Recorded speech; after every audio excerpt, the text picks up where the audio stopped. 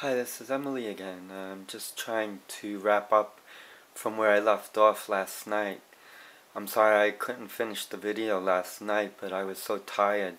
It was a long day, and I was very emotional and very excited, and just being able to see my new self as Emily is like astounding to me.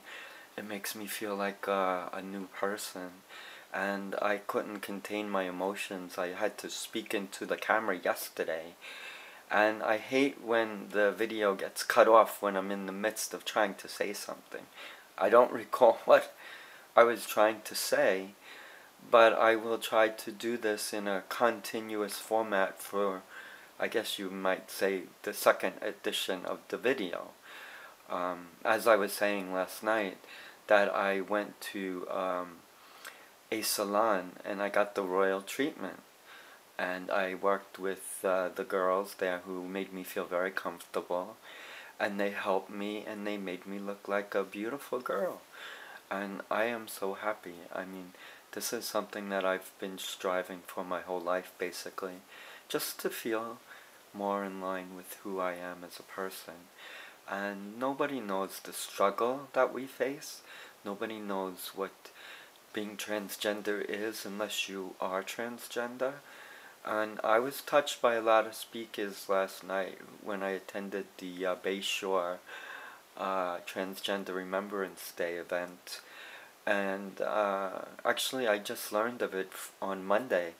So I'm very happy that I did go to the support group Monday, because I wouldn't have even known about it.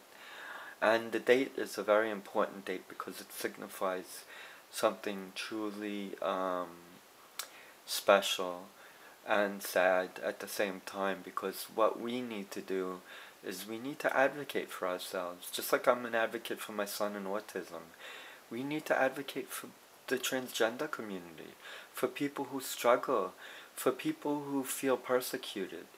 I mean, when you live your life and you try to do your very best, and your only issue is that you are gender identified different from the norm, that is a legitimate issue that many people face.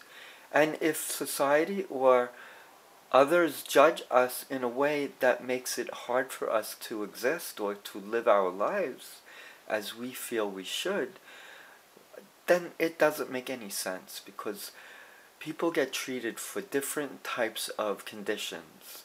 And I believe that transgender is something that you don't choose. It is something that happens. People are affected by it. It is something that is legitimate. Just like my son struggles with autism. He didn't choose to be autistic. It was something he was born with. Do you think I chose to want to be a woman, especially transitioning at the age of 52? Do you think all of a sudden I had a midlife crisis and I said to myself, gee, I wonder what it's like to be a woman. I always thought I would like that. That is the most absurd thing, and I even had people confront me and ask me if that what was going on with me. Can you believe that? Educated people asking me if I'm going through a midlife crisis because I'm seeking treatment to become a female. I mean, that is just, it makes no sense. No, my friends, transgender is something that you live with for your whole life. I knew when I was 4 years old I was transgender. I knew it when I cried myself to sleep every damn night, hiding under the covers in one of my sister's dresses because I didn't have any other clothes to wear, and that was I called it my lucky dress, because it came to me. I discovered it, and I told the story, but I discovered it near the oil burner where my mom would hang clothes to dry. And there it was, and it was right there waiting for me, and I just had to have it.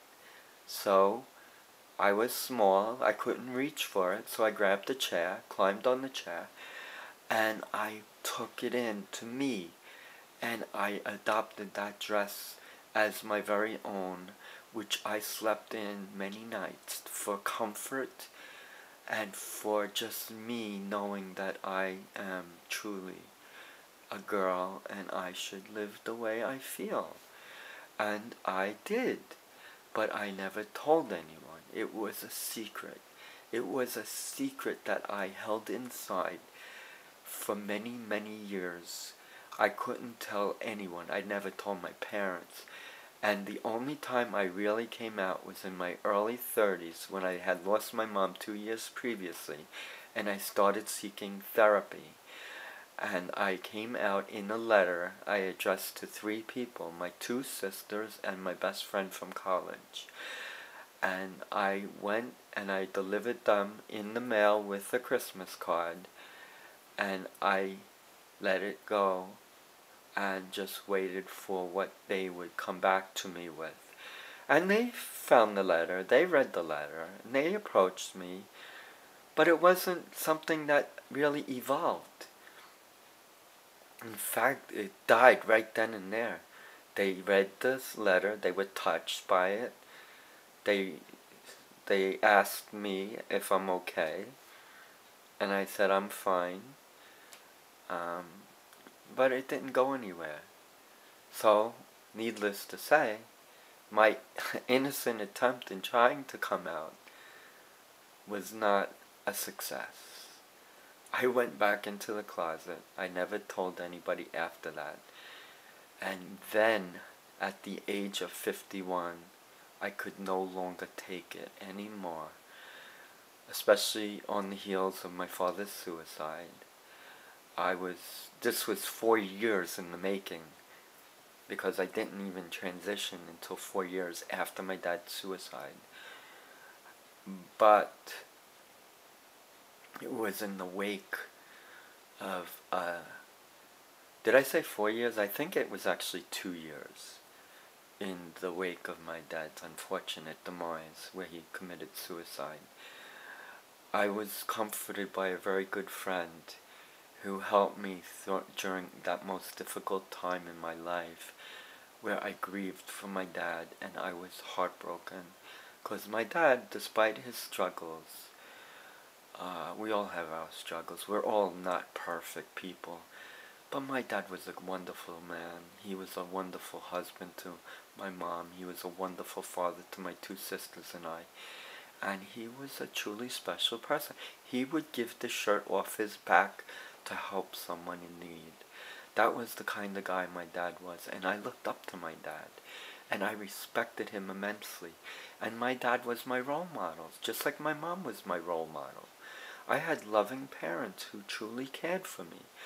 And although I struggled with my own internal issues, especially with being transgender, I was too afraid to come out to my parents because they both were sick. My mom struggled with mental illness. My dad struggled with depression and alcoholism, and he saw death in his business, and he also came close to death many times. So my parents, through all their struggles, managed to raise 2 wonderful sisters, 2 wonderful daughters, my sisters, and myself. And I would say I was a gentleman growing up. I was a good boy. I did all the right things. I married a nice lady, a woman who I fell in love with and I still love and care for. We have a beautiful son. My son is autistic, or our son is autistic, but he is the love of our lives. He's the love of my life. I love my son. I miss my son. He's in the hospital right now. And there's nothing I can do about it. All I can do is hope that he gets the help he needs. Because the bottom line is, I need support. I need him to get the help he needs. We have to make some tough decisions. But these were decisions that were not something that just overnight just came about. No. This is something that's been evolving over time. And as my son is approaching his teenage years and going through the struggles of having to identify as a young man growing up and having the mind of a small child still because of his autism, it is an emotionally scary time for him. And I know the problems because I faced them on different terms. I also struggled when I was going through that part of my life. And I struggled, but I struggled for different reasons. I was upset because I knew inside I was a female, though I was developing as a male, and that was something that really affected me. And I had almost come to a decision that would have been um, life-altering, I guess you could say.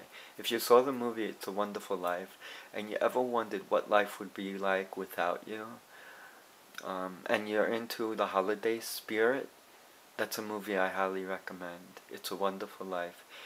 And that movie touched me many times. But the premise of the movie is, what would your being void from the world, your being erased from the world, when you did exist in the world previously, what that would do and how it would affect others. And I had contemplated at the age of 16 suicide, where I attempted, feebly, but I still attempted it, by trying to overdose on sleeping pills. I survived it. I didn't tell anybody about it. I didn't wind up in a hospital. All I did was wake up the next day with a stomach ache. And I told my mom, "Mom, I don't feel so good today. Can I stay home?" And she said, "What's wrong, dear?" And I said, "I have a very bad stomach ache and I just need to rest." And she called the school and told them that I was going to be out for a sick day. And that was that. That was my issue with the suicide. I had that cross my mind several times, but I never acted upon it. I just felt sullen, sad, depressed, which most transgender people do feel. And it's their, it's what's going on with them. It's the struggle they face. It's the daily questioning of why this is happening to me, and not being able to understand or come to grips with it. It's about denying it, repressing it, suppressing it, ridding yourself of the clothes that you bought in hopes that it would stop the feelings. But I learned that no matter how many times I purged, no matter how many times I tried to convince myself that I was not truly transgender, it was always there, front and center. I couldn't run away from it. I couldn't escape it. It was what was me. And the only way I could face it was to confront it and accept it and embrace it. I did the things that a guy's supposed to do. I went to college. I studied hard. I graduated with degrees. I wasn't a genius, but I managed. I graduated with a mechanical engineering degree, and later on I wanted to combine that with business knowledge, so I went back to school for an accounting degree, and in the pursuit of that I went further to get my CPA license.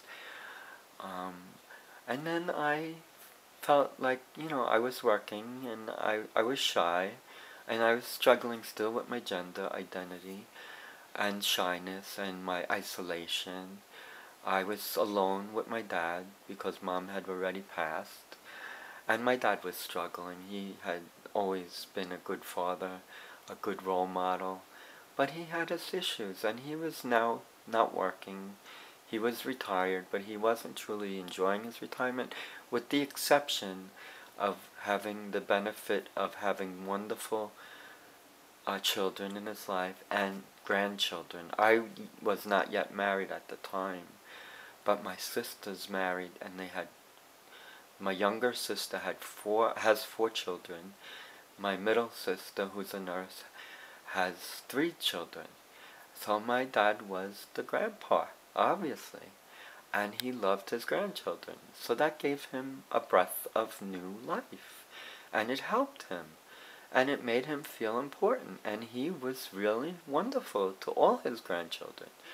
And then when I married, which I am delighted to say I am, and I'm still married and hopefully will be married. I don't want to trap my wife. I don't want her to feel betrayed. I never told anyone about my issues, so it wasn't just her, it was everyone that I was afraid to come out to. And how can you come out, to be honest with you, when all your life you struggle with something mightily, and it is so hard to understand. Even I kind of tried not to accept it and fought it and said, this isn't me, this can't be me, how could this be me? Why would I choose this painful existence? Do you think I wanted to live like this? Do you think I asked to live like this? No way. Why would I want to be miserable? Why would I want to hide in the closet and seek out comfort in a dress? This is something that I had to come to deal with. This is something that was personal to me. This is something that I struggled with from the age of 4 onwards. And I struggled with it every single day of my life. And do you know what it's like to keep a secret buried inside of you for what is eternally and essentially a lifetime? That's essentially what I did. I never came out. I never told anybody, except that time that I just shared with you about the Christmas cards. But truly, I lived in the closet all my life. I pretended to be someone who I really wasn't. I overcompensated. I tried to be the boy. I tried to grow into the man. I tried with all my heart and soul to live up to that and to be that. And I was proud of my name, Edward Donald Iannelli III. I was named after my grandfather.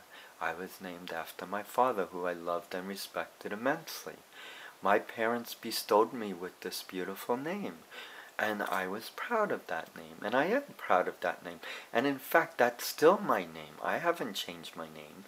When I refer to myself as Emily, that's only because that is a name I chose due to my transgender situation. And if I presented myself in public as Emily, it would be very difficult to tell people that I'm Edward Donald Iannelli III while I'm dressed in women's clothes. So I had to choose a name. And a friend suggested Emily.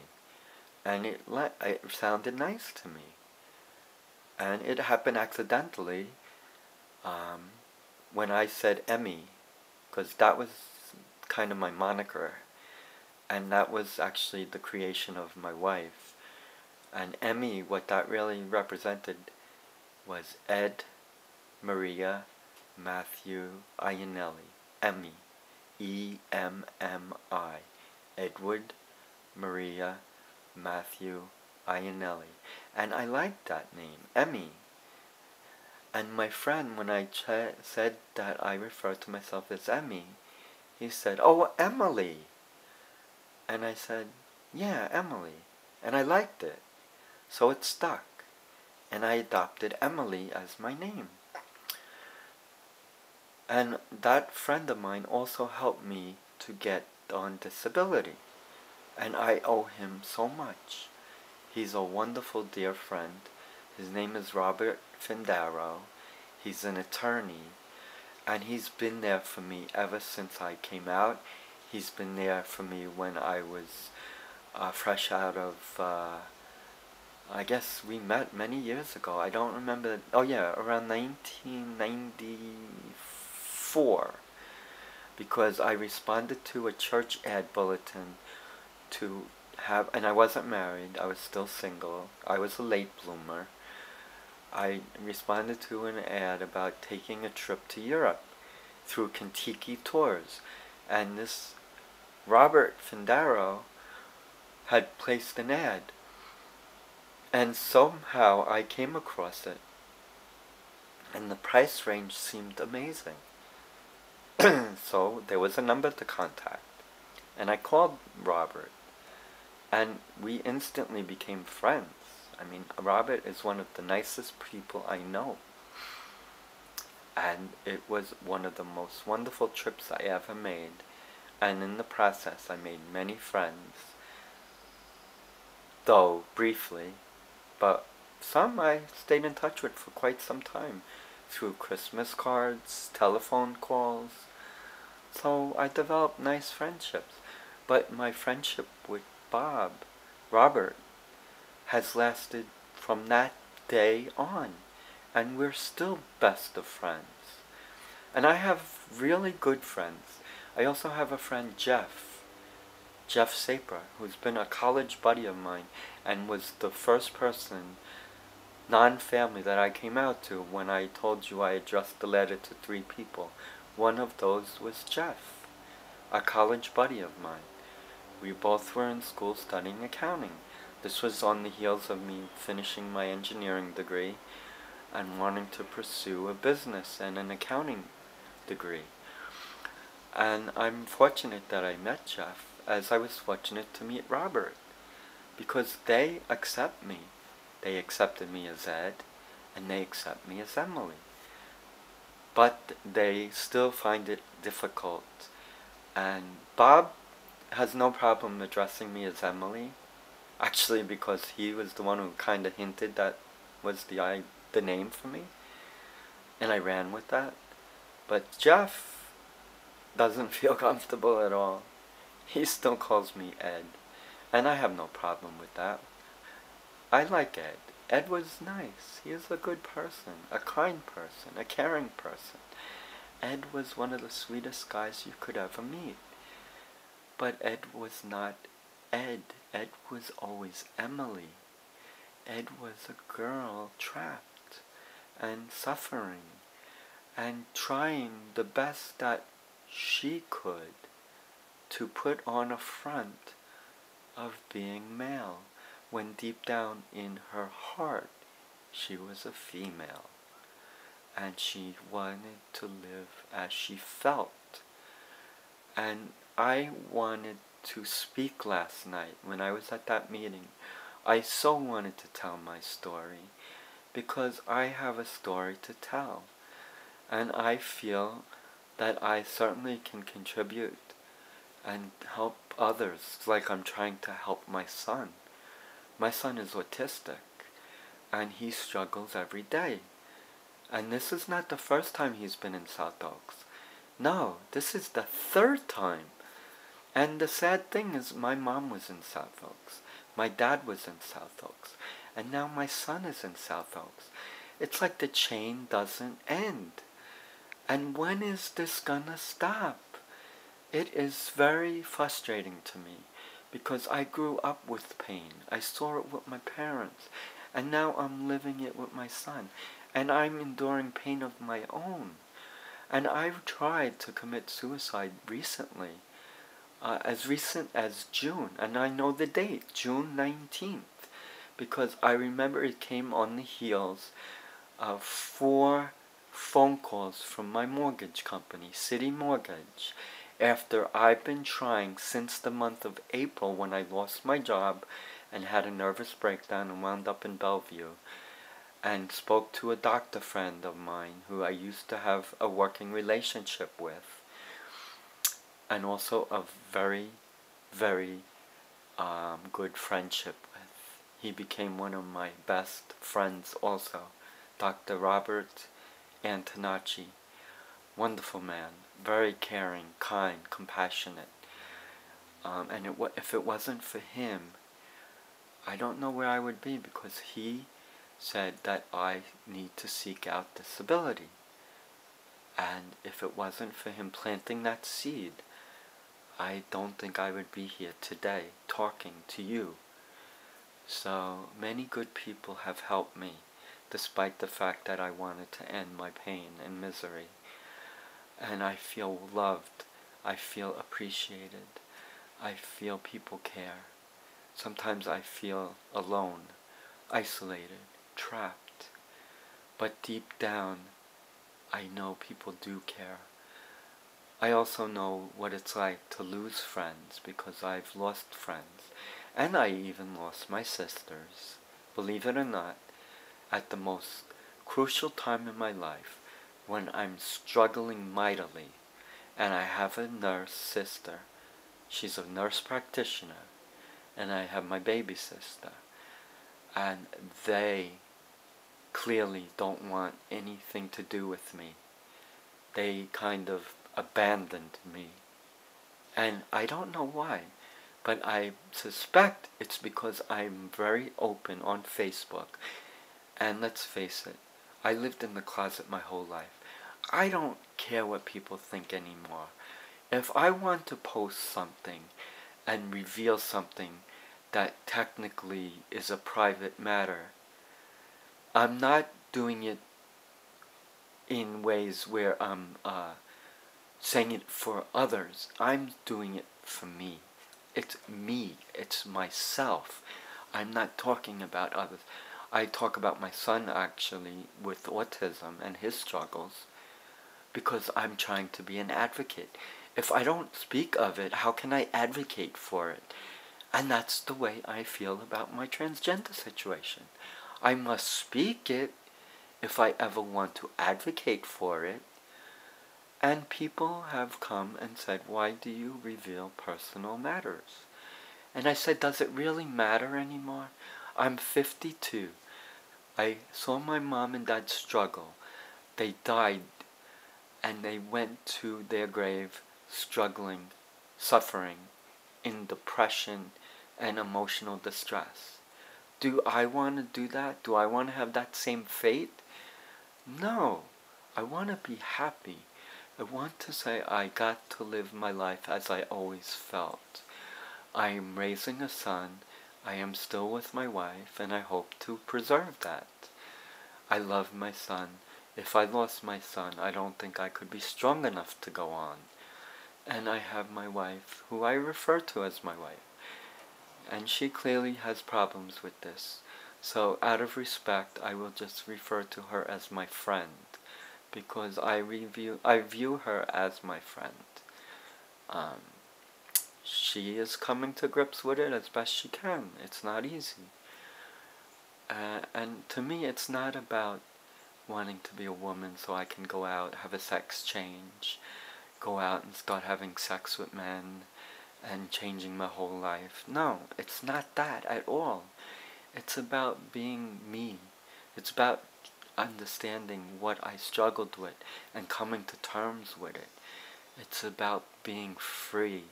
It's about being me, happy. It's about relating to the world as I always felt I should, as Emily, as a woman. And I don't feel guilty one bit. Why should I? Why should I feel bad if I say something? I have many friends in high school who literally are worried for me and have reached out to me and are so concerned that they want to be with me and help me and talk to me. And that is one of the best things I could even imagine. And Facebook had a lot to do with that. If it wasn't for Facebook, I don't know what would have happened. But Facebook really drew me to a lot of good people. So now I must say goodbye without interruption. And I love you. And I'm Emily and happy. Thank you.